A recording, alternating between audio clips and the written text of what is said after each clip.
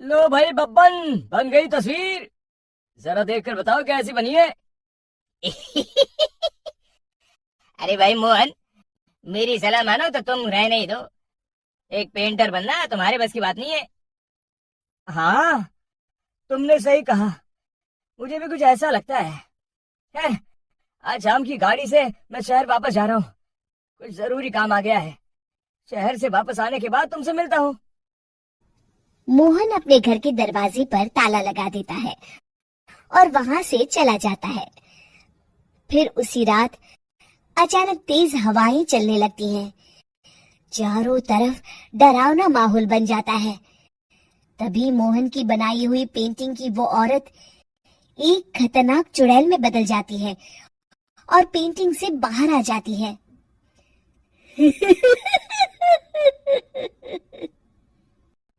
चुड़ैल घर के बाहर चली जाती है। वहीं दूसरी तरफ दो चोर लाला सुखीराम के घर से चोरी करके भाग रहे होते हैं। दोनों भागते भागते गांव के चौराहे के पास पहुंच जाते हैं। तभी अचानक वो चुड़ैल उन दोनों के सामने आ जाती है।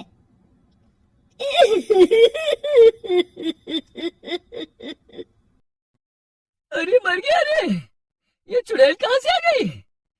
अरे मैंने तो तुझसे पहले ही कहा था कि आज अमावस्या की रात है। आज हमें चोरी नहीं करनी चाहिए। हाँ भाई बिल्ला, तुमने बिल्कुल सही कहा। जरा इसकी दाल तो देखो, कितने बड़े हैं। चुड़ैल उन दोनों की तरफ बढ़ती है।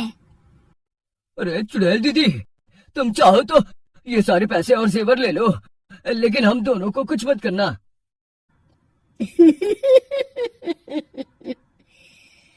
पैसे और जेवर के लालच में तुम इंसान बिकते हो, हम चुड़ैल नहीं।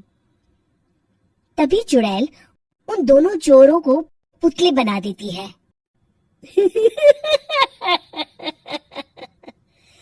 मैं किसी को नहीं छोड़ूंगी। अब कोई मुझसे नहीं बच सकता।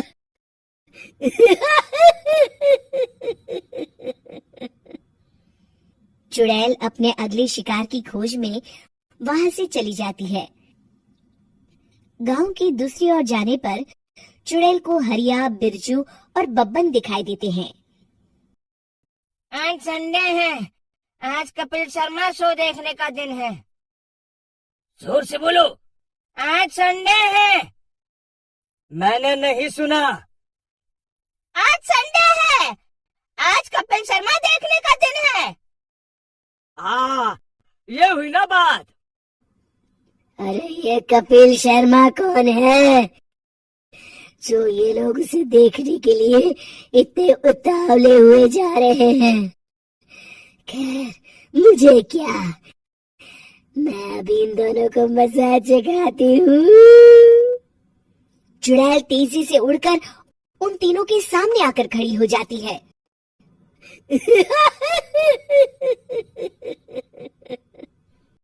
कपिल शर्मा शो बाद में देखना, पहले मुझे देख लो। बब्बन चुड़ैल को देखते ही पहचान जाता है। अरे ये तो तस्वीर वाली औरत के जैसी दिख रही है। मुझे अभी नहीं मरना है। अरे भागो रे! तीनों वहां से भाग खड़े होते हैं। बब्बन तो किसी तरह अपनी जान बचाकर वहां से भाग जाता है, लेकिन हरिया और बिरजू को चुड़ैल पकड़ लेती है और उन्हें पुतला बना देती है। फिर चुड़ैल बब्बन को पकड़ने के लिए उसका पीछा करती है, लेकिन बब्बन उसे कहीं नहीं दिखाई देता। अरे वो मोटा तो बड़ा तेज भागता है, शायद उस तरफ गया होगा। बब्बन एक दीवार के पीछे छुपकर बैठ जाता है और चुड़ैल उसके सामने से आगे निकल जाती है। बाल बाल बच गया। अगली सुबह बब्बन सभी गांव वालों को सारी बात बता देता है। फिर उस चुड़ैल के डर से रोज शाम होते ही पूरे गांव में सन्नाटा छा जाता था और कोई भी अपने घर के बाहर नहीं निकलता था। अरे ये क्या हो गया, इतनी देर से घूम रही हूँ, अभी तक एक भी आदमी नहीं मिला। अरे कहाँ मर गए सबके सब? चुड़ैल वहां से चली जाती है, इस तरह कुछ दिन बीत जाते हैं।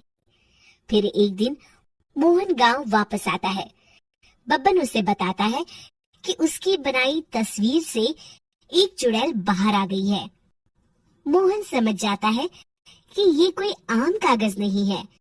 वो जो भी उस कागज पर बनाएगा वो असलियत का रूप ले लेगा। अरे मोहन भाई, अब तुम क्या करने वाले हो? मेरे पास एक बहुत बढ़िया तरकीब है। मैं इस कागज पर उस चुड़ैल की एक ऐसी तस्वीर बनाऊंगा जिसमें वो तपती धूप के नीचे खड़ी दिखाई देगी, और फिर जैसे ही सवेरा होगा वो चुड़ैल इस कागज से निकलकर बाहर चली जाएगी और सूरज की तेज धूप में जलकर राख हो जाएगी। मोहन बिल्कुल वैसे ही तस्वीर बना देता है और जैसे ही सवेरा होता है वो चुड़ैल कागज से निकलकर बाहर धूप में चली जाती है और सूरज की गर्मी बर्दाश्त नहीं कर पाती और जलकर राख हो जाती है।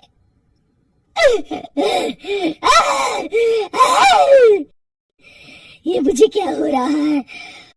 मैं सूरज की रोशनी बर्दाश्त नहीं कर सकती। मेरा पूरा शरीर जल रहा है।